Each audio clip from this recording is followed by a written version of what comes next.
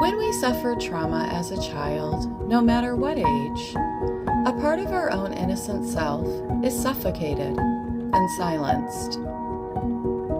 This is because we experienced something that felt shameful, sad, fearful, unexplainable. A boundary was exploited.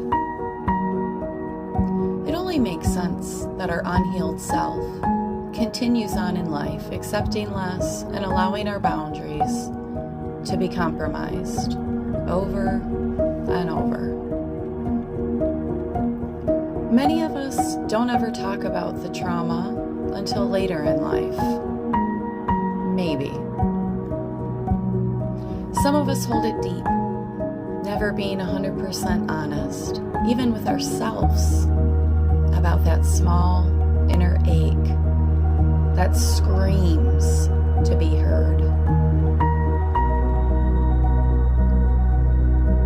I personally attempted to silence that ache with alcohol. Everyone's choice in numbing medicine is different. Food, shopping, sex. Unhealed, the shame we carry, even subconsciously, lingers. I am a medium. I've been on my own healing path for many years now. A child of the light, I pray every morning to be a vessel of healing for others and for Spirit to use me in any way.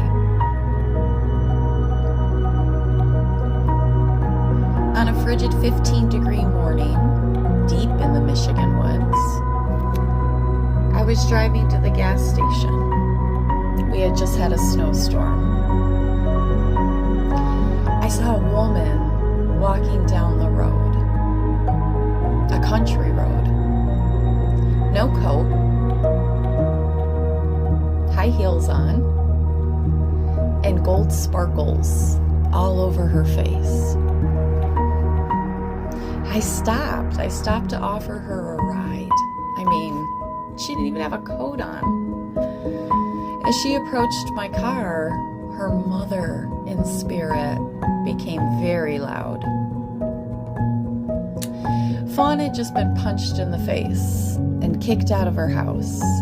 No cell phone, no car, no money. I offered her a ride to town. We had loving conversation, and I offered no judgment. Fawn began to talk about her life choices that brought her to this back road on this cold morning. Essayed, experiencing SA at an early age. A forced SA is what she experienced. At an early age, and she never told anybody about this horrific violation.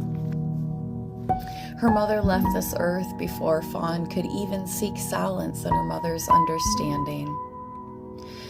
Fawn's mother acknowledged her daughter's wounds from the other side, and she encouraged her daughter to change her life. Her words rang in my ear. Get a new life. Get a new life, my love, were her exact words to her daughter. Here's the message Fawn's mother shared with her daughter. I hope it speaks to you. Sparkly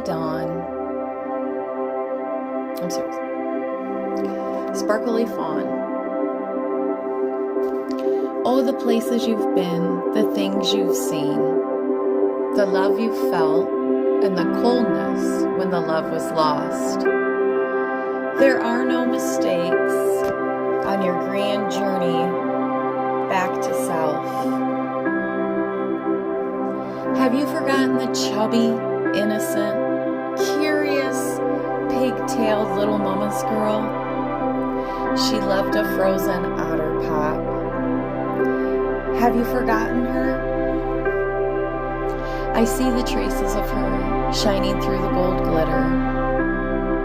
As an adult woman, you're holding on to the magic that those beautiful sparkles that mesmerized us as children, those beautiful sparkles that mesmerized us as children. As if to remind yourself of when life was magic and you felt you were special. You were once the sparkle of someone's eye. Sparkles are our inner child holding onto a brief point in life. Sometimes the only single point in time that you truly, at your core, felt special, felt the carefree essence of childhood. Fawn, you are grasping to the small remnant of that feeling. Let go of the past. Let go of the shame. It wasn't your fault.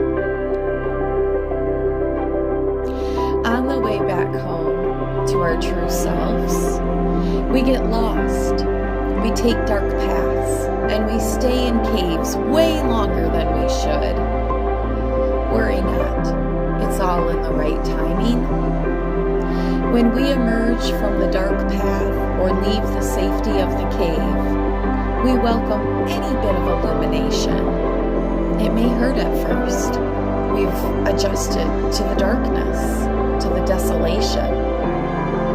Shame makes you think you are unworthy, like a mutant monster forced to live in the shadows. It silently bullies your thoughts. Shame has sent you into a life that has been an endless cycle of bad choices and fulfilling the endless punishment of self-sabotage. Shame hides us in the shadows or masks itself large with ego and control. In the darkness, we forget the warmth of truth, clarity, forgiveness, love, and creation. We can turn our back on shame. As you wandered about the dark path, did you choose? Did you appreciate what you couldn't see on that path? Did the coldest and darkest moments inspire you while you were engulfed in their depths of darkness and confusion? Certainly not. Did you create in your mind's eye a different path for yourself? Did you pray for illumination to find you again? Never leave your wife in. When you are lost, angry, and riddled with shame, you could not hold worthiness. You have to heal all the small wounds that have been eating you alive, begging to come to the surface, to purge from within, to be released, so that you know worthiness, so that you can hold worthiness that you are entitled to. You are worthy. Shame, the steady in your life that has been so burdensome, so toxic, so familiar, and yet you hesitate to release it. What a powerful master. Shame does not care about your title, your accomplishments, or your bank account. Shame will manifest in multitudes of ways to escape the body. Choose to let it go. Choose you. Fawn was overwhelmed by this beautiful message from her mother. When I dropped her off, I asked her, "What are you doing? Where are you going?" And she said, "I'm going to get a new life."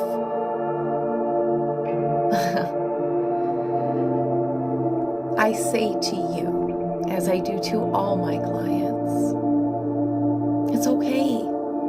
You've been sleeping on yourself.